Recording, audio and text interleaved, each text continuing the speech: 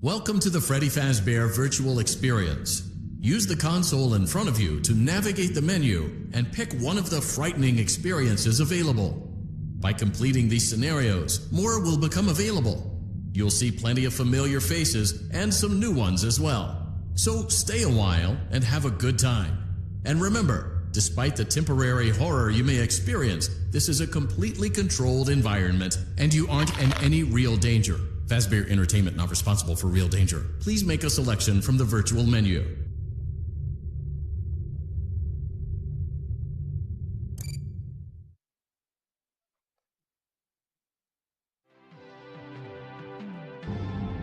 Welcome to the Freddy Fazbear Virtual Experience. Fazbear Entertainment is excited to join the digital age, and what better way to do that than with an edge-of-your-seat virtual reality experience.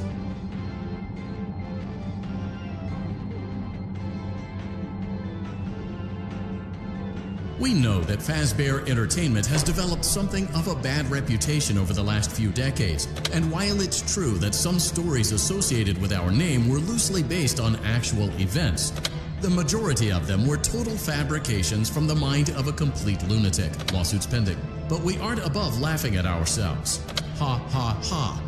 That's why we have recreated many of these completely fictitious scenarios, lies that you've been fed over the last several years, into a hilarious VR game, in the hopes that we can finally move past these childish ghost stories and develop a new relationship with you, as well as your kids. Don't forget the merch, perfect for birthdays. So sit back and enjoy a few scares. We do, however, ask that you agree to a simple waiver before you play. It's mostly just legal mumbo-jumbo and isn't at all based on user experiences thus far or injuries associated with testing. Just touch the button to agree, and then we can jump right into some harmless fun that can't harm you at all in any harmful way. Thank you for playing the Freddy Fazbear Virtual Experience.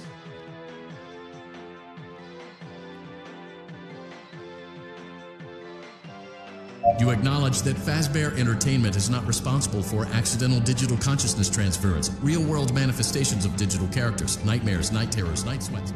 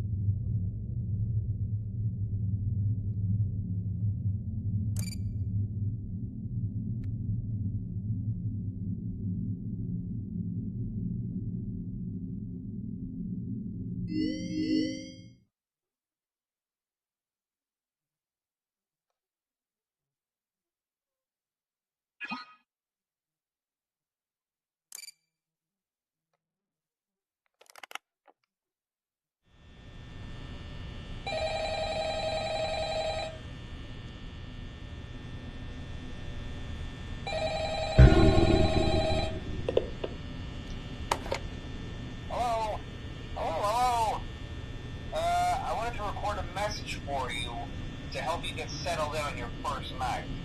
I actually worked in that office before you. I'm finishing up my last week now, as a matter of fact, so I know it can be a bit overwhelming, but I'm here to tell you there's nothing to worry about. You'll be fine. So let's just focus on getting you through your first week, okay? Let's see. First, there's an introductory that I'm supposed to read. It's kind of a legal thing, you know. Welcome to Freddy Fazbear's Pizza, a magical place for kids and grown-ups alike, where fantasy and fun come to life. Fazbear Entertainment is not responsible for damage to property or person. Upon discovering that damage or death has occurred, a missing person report will be filed within 90 days or as soon as property and premises have been thoroughly cleaned and bleached and the carpets have been replaced. Blah, blah, blah. Now, that might sound bad, I know, but there's really nothing to worry about. The animatronic characters here do get a bit quirky at night, but do I blame them? No. If I were forced to sing those same stupid songs for 20 years and I never got a bath, I'd probably be a bit irritable at night too. So remember, these characters hold a special place in the hearts of children. You need to show them a little respect, right? Okay. So just be aware, the characters do tend to wander a bit. They're left in some kind of free roaming mode at night. Something about their servos locking up if they get turned off for too long. They used to be allowed to walk around during the day too. But then there was the bite of 87. Yeah. It's amazing that the human body can live without the frontal lobe, you know?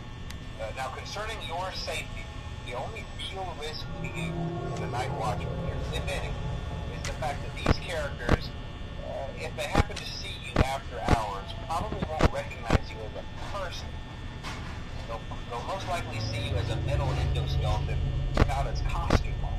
Now, since that's against the rules here at Freddy Fazbear's Pizza, they'll probably try to forcefully stuff you inside a Freddy Fazbear suit.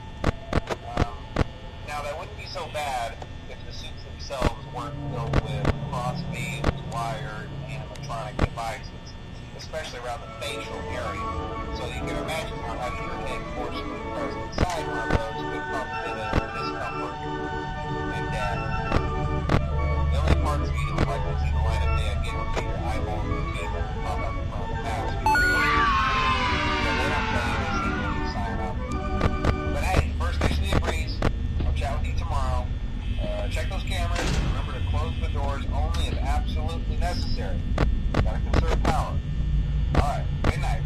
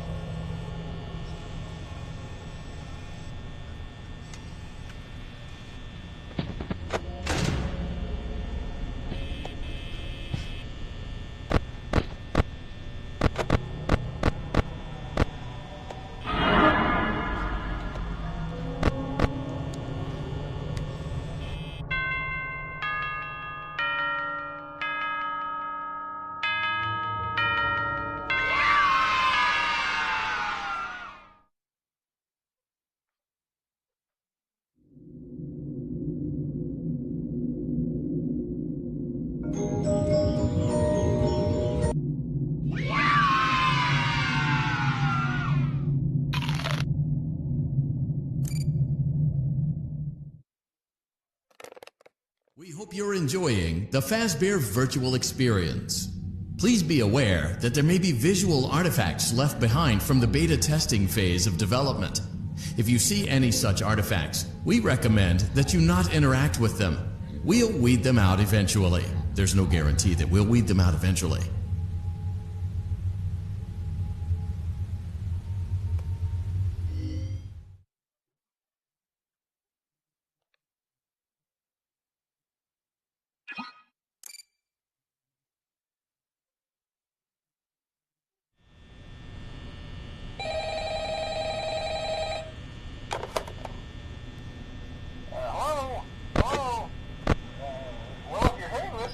Day two, congrats.